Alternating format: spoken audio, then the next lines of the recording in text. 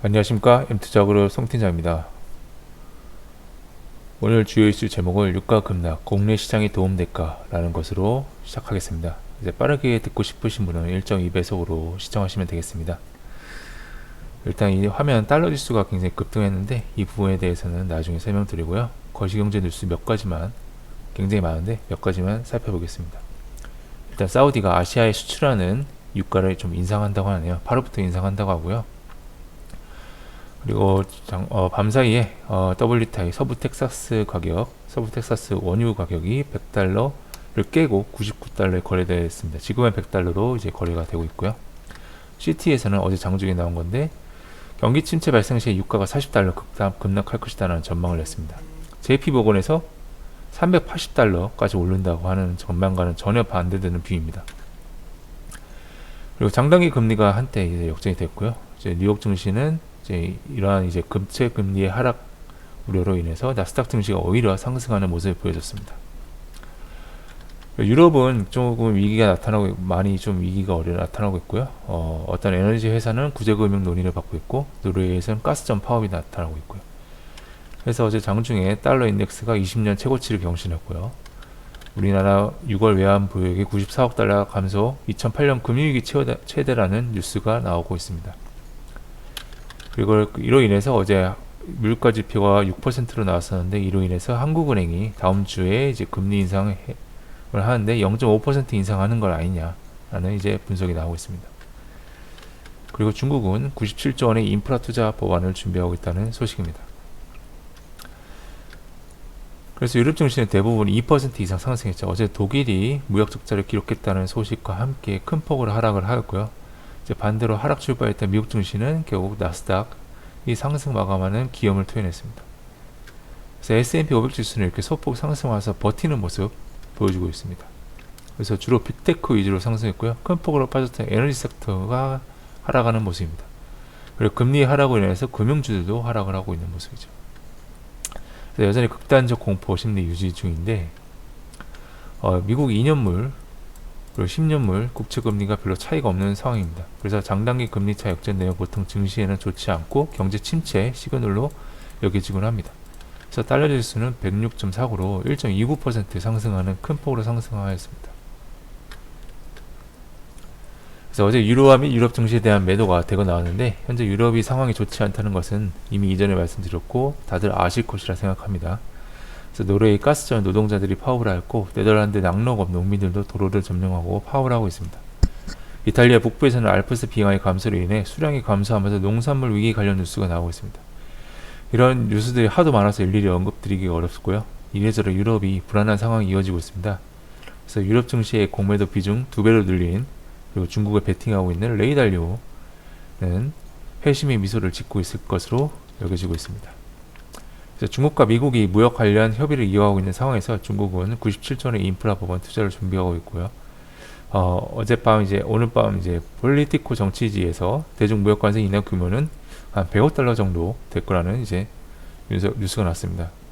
인하 규모가 별로 안 되고 하지만 첫 출발로는 나쁘지 않은 금액으로 보여집니다. 아무래도 여론을 신경 쓸 수밖에 없는 상황이죠. 그래서 달러 지수는 20년 만에 최고치를 기록하고 있고요. 유로는 큰 폭으로 하락을 하고 있습니다. 2002년 이후 최저치를 기록하고 있고요. 그래서 밤사이 여기 환율도 1,308원으로 마감하였습니다. 그래서 연일 고점을 갱신하고 있는 상황입니다. 그래서 경기 침체 우려로 달러는 치솟고 장단기 금리차는 제로에 가까워지고 있고 시티은행 말대로 유가가 40에서 60불대로 하락한다면 다시 한번 디플레이션 우려죠. 그래서 수요 파괴와 공급 증대로 원유 재고 자산을 쌓일 것이고 이것이 유가를 더욱 끌어내릴 것이라는 논리입니다. 문제는 이 사이클이 매우 짧아서 어떻게 변경될지 알 수가 없다는 점입니다. 불과 마이너스 유가가 2020년 3년 전이죠. 그래서 달러 지수가 강세를 유지한 채 마감했기 때문에 우리 증시에는 큰 부담이 될 것으로 보여집니다. 무역 적자, 외환 보고 감소 등 연일 공포스러운 뉴스가 나오고 있습니다. 벌써 IMF의 재림 아니냐는 불안감도 나오고 있습니다. 그때와 다른 점은 IMF 때는 외환 보유고가 바닥이었고 지금은 많습니다. 이제 08년 금융위기 때는 20% 감소했는데 아직 외환 감소분은 6%밖에 되지 않았다는 분석도 있습니다. 이제 문제는 무역 적자가 장기화되면서 이제 부담을 주고 있다는 것이고요. 그리고 현재 외환 보유고의 대부분이 미 국채로 이루어져 있어서 당장 가용할 수 있는 유동 위화가 적다는 분석도 있습니다.